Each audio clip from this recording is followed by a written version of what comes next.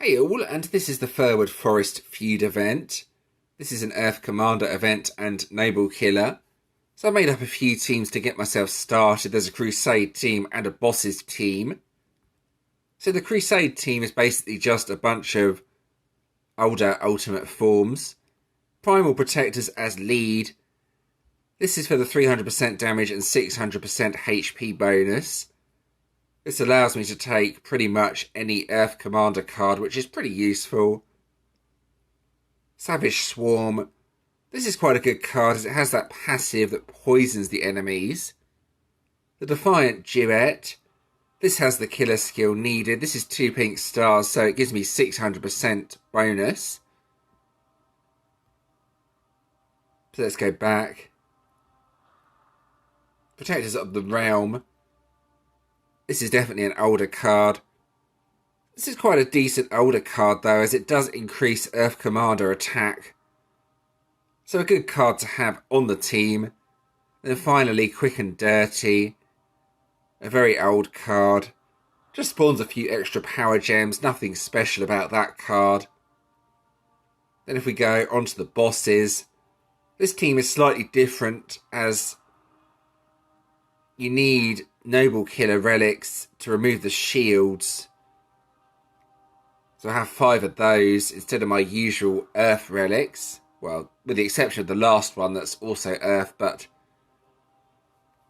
you also need something that counters Gem Silence for the solo bosses. Otherwise, you're going to have a major problem. So that's why Visions of the Void is on the team.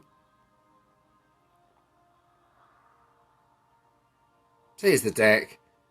The idea behind this deck is that this card boosts up the attack by 1200% whenever a turn delay card is used, and then I have 2 turn delay cards on the team. It's quite useful that the ultimate form that has the killer skill has the turn delay effect on it as well. This is actually quite a good team for that reason. So 2 turn delay cards and then 1 card that boosts up the damage.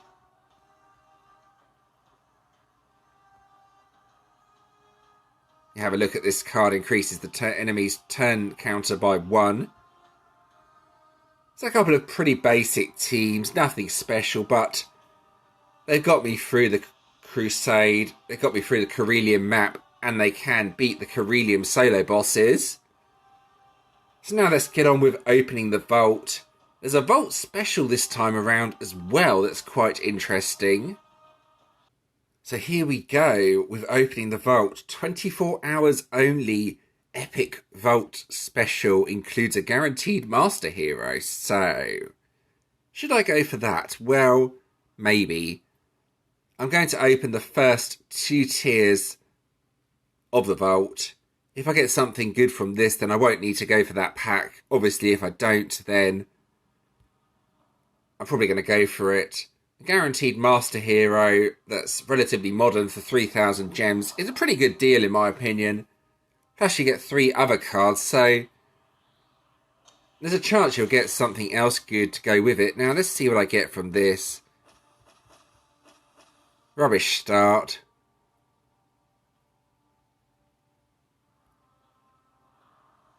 Tier 2.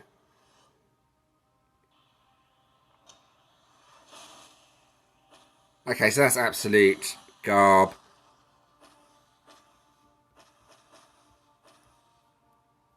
So yeah, I'm going to go for this special, I think. I know it would eat up all my gems, but I think this is worth doing. So here we go. Let's click on the Epic Vault Special.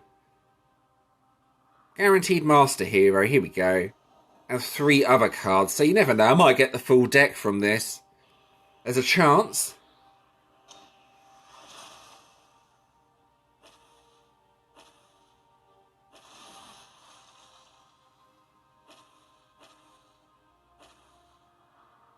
Okay, that was slightly weird. It's given me 4 Vault cards plus the Master Hero, so not quite what I was expecting originally. But there we go. I've got one of the cards for this deck, which is always good. That's quite a good card as well. Creates 4 Earth Power Gem level 6s. And then increases the damage of his attack. So I'm liking the idea of going for this deck now. So before I make the other card, which will be this card here, I do need to open the random 6-star hero. So here it is.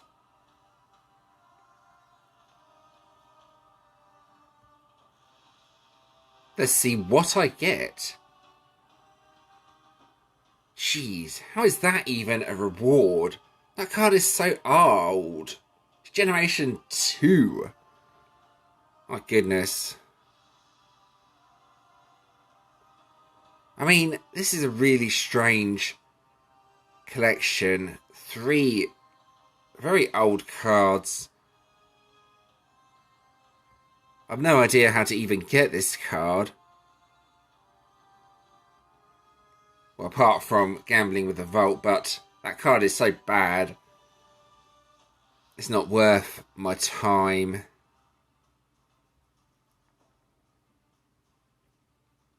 So yeah, I'm going to forge this card. I'm just having a look. That leaves me with 44 coins? Yes, it does. So that's enough coins for me to get another half of a deck later on. I won't be able to get the shiny for this deck as well. I don't know how I can get that other card, but I'm going to go ahead and make this deck, then make a team based around the deck. So here we go, I made up a few teams. The ultimate form for the event deck. Very powerful card actually. Creates a lot of power gems. And increases the damage by 300% the next time the hero attacks. So the damage goes up quite a bit. Which is really good actually. Same with this card. Robin of Furwood. Then I have the Savage Swarm on this team. Again with that poison effect. Primal Protectors again.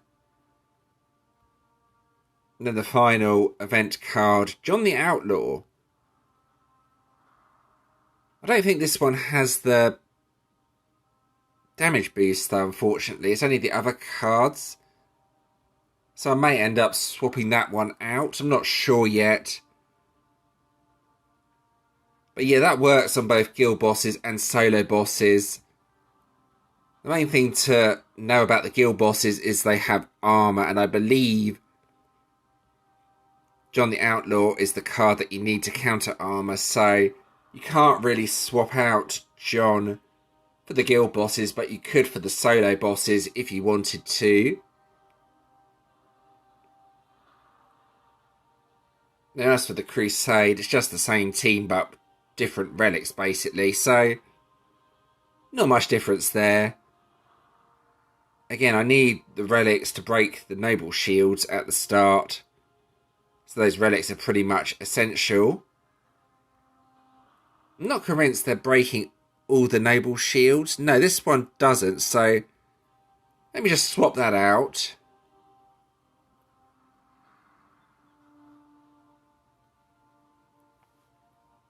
Yeah, that relic does. I was wondering why all the shields were not being broken.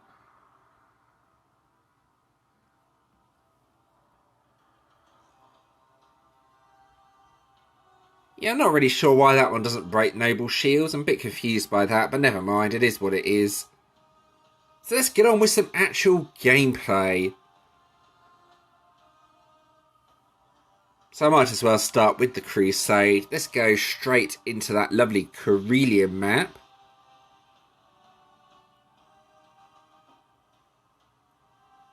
So what I'm going to do here is have a look at the adventurers and see what cards they have. If there's nothing decent there, I'll use one of my friends. No, that's rubbish.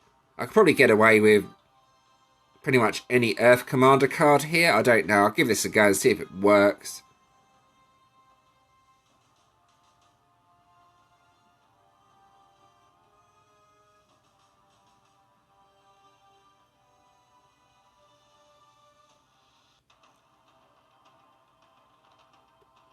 So even though that's an older card, the HP with this team is still pretty decent.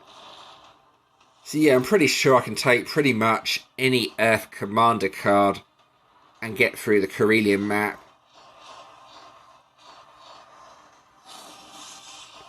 So since this card has a 1-turn cooldown, it makes sense to just use that card for the regular weak enemies. That should be enough to kill them.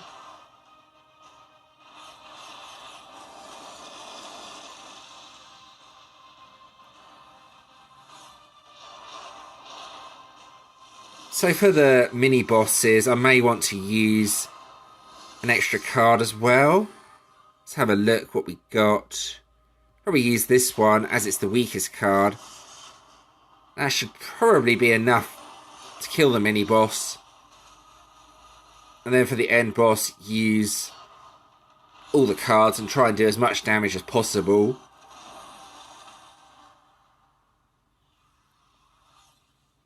So here we go with the end boss.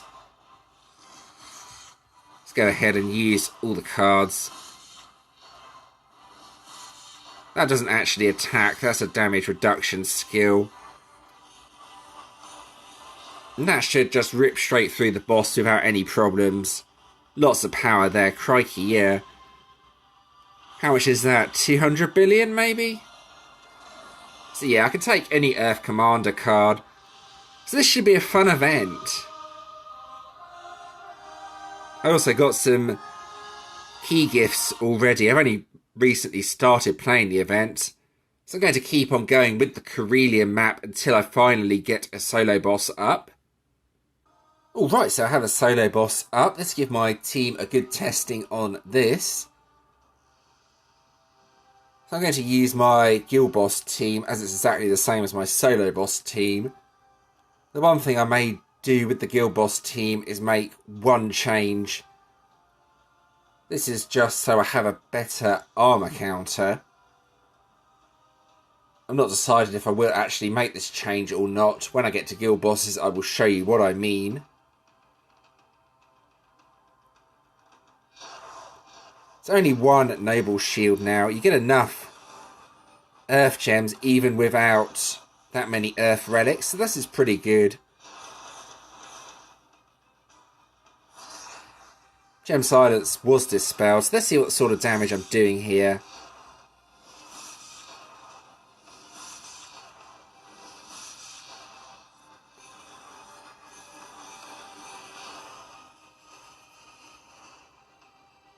Yeah, there we go. That's getting through the boss instantly.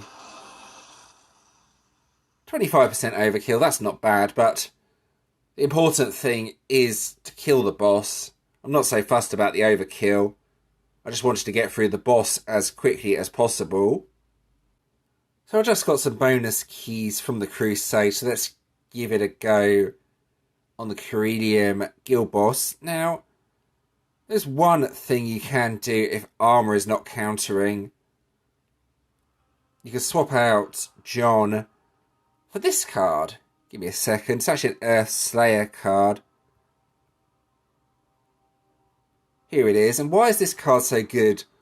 Well, it not only has an armor counter, but the battle skill actually removes the enemy buff. So, as long as judgment counters, that can be really, really useful here. But I'm going to just try it with the deck you can see here.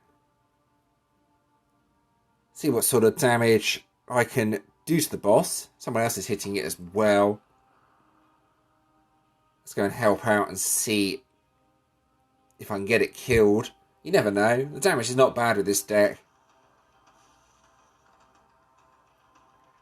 I mean, it might be improved if I had the shiny, but it's a good start. I will work on improving this deck as the event progresses.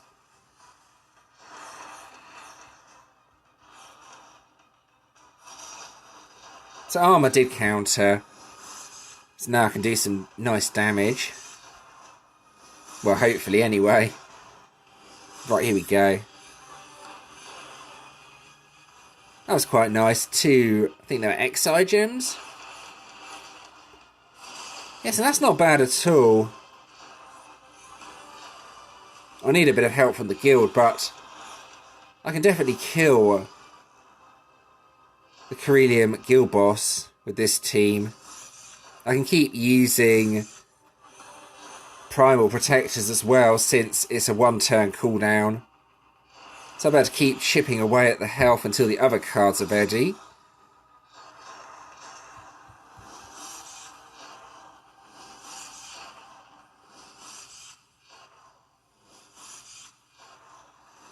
And then probably those two, match that together. The only problem with this team is I may run out of health, but it's pretty effective how it is now. I have this card at the end. Gains 15% damage reduction, so that helps a little bit.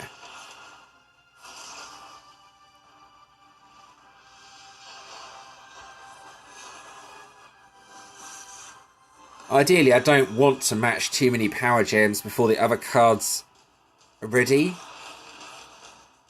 since the passive has an upgrade skill on them.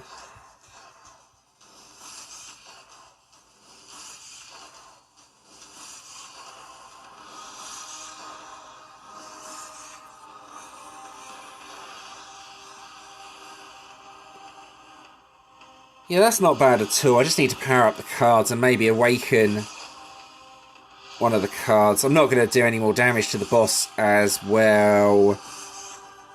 You can probably see armor is up. That's a bit unfortunate. But still, it's giving you an idea for what the team can do. And I'm liking this deck. It's a good, powerful deck.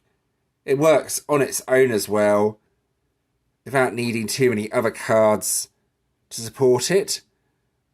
I mean, just under 1 quadrillion damage there.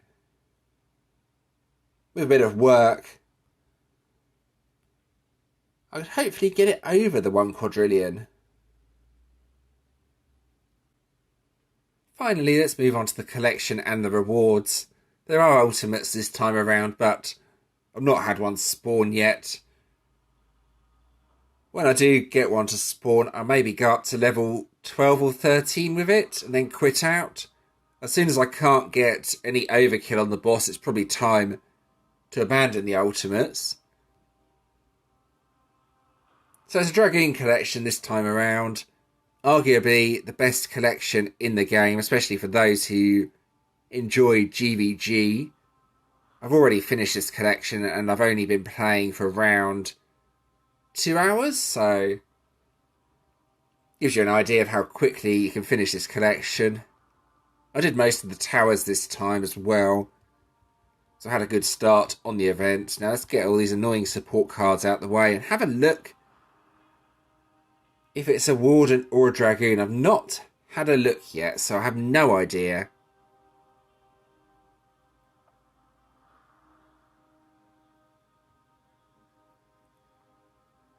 It's a dragoon. Water dragoon. I wonder what this specialises into. Well, it has a healing skill. I'm not sure how effective that will be in GVG. Dispels toxin. That's interesting.